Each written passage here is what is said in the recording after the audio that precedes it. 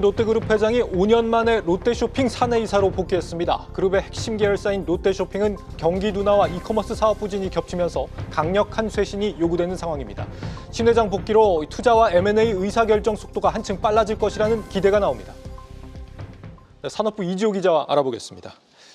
이 기자, 이 신 회장이 롯데쇼핑에 복귀한 이유 뭐라고 봐야 됩니까? 네, 일단 신동빈 회장이 2020년 3월에 임기 만료를 앞두고 사임했으니까 5년 만에 복귀를 한 건데요. 네. 이사회는 추천 사유를 신속한 결정, 또 책임 있는 경영 참여를 통한 기업 가치 제고 등을 이유로 들었습니다. 지난해 말 유동성 위기설이 불거졌던 롯데 입장에서는 유통군 같은 핵심 사업의 반등이 절실한 상황인데요.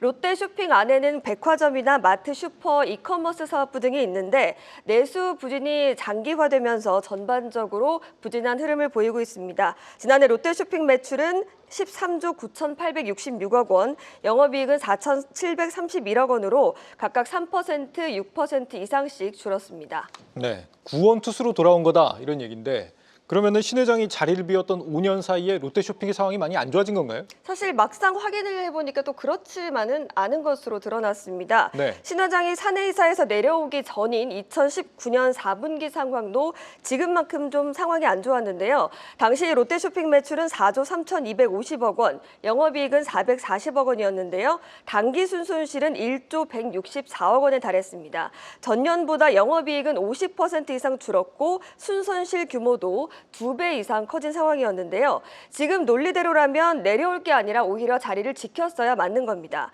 이때 쿠팡 같은 회사가 급성장하면서 소비 트렌드가 이커머스로 바뀌었는데 롯데가 제대로 대응하지 못했고요. 지금처럼 백화점이 낸 이익을 마트나 슈퍼 등의 적자를 채우는데 활용한 상황이었습니다. 신 회장은 그 당시에는 왜 사내이사를 그만뒀던 거예요? 네, 일단 우선 신 회장이 뇌물공여 및 업무상 배임 등의 혐의로 징역 2년 6개월의 집행유예 4년을 선고받은 영향이 있었는데요. 네. 박근혜 전 대통령에게 뇌물을 준 혐의 등이 있었습니다. 부동산 개발업법에 따르면 등기임원이 금고 이상의 형을 받으면 개발사업 면허가 취소될 수 있습니다. 백화점이나 마트는 신규 점포를 개발하거나 임대차 계약을 맺는 부동산 관련업이 포함되어 있기 때문에 문제가 될 수가 있죠. 주류 사업에도 영향을 줄 수가 있는데요. 주세법에서 주류 제조 및 판매 면허 신청인이 금고 이상의 형을 받은 뒤 집행유예를 선고받으면 유예 기간 동안 해당 면허의 효력을 제한하고 있습니다. 최근 공시된 사업보고서를 가져와 봤는데요. 회사의 개요 부분에 회사를 영위하기 위해서 이렇게 다양한 법령을 준수하고 있다 설명을 하고 있었습니다. 여기에 또 당시에 국민연금공단 등에서 신 회장의 계열사 겸직이 너무 과도하다 이런 지적도 있었습니다. 과도하게 겸직하면 충실하게 의무를 수행하기 어렵다 이런 지적인데요. 실제로 신 회장은 2019년 롯데쇼핑 이사회에 단 한 번도 출석하지 않은 것으로 드러났습니다.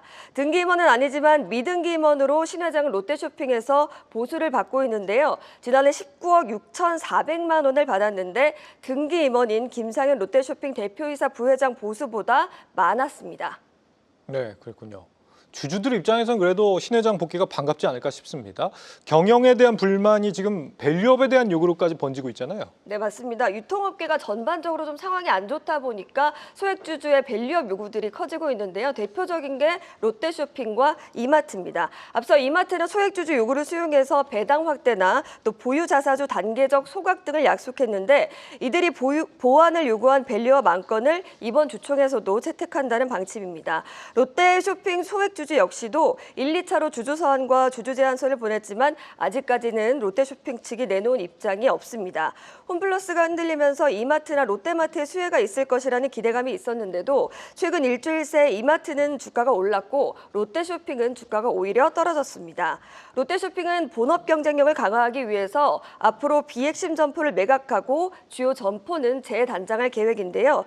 특히 롯데백화점이 복합 쇼핑몰 타임빌라스에 2030년까지 7조 원을 투자하기로 한 바 있습니다.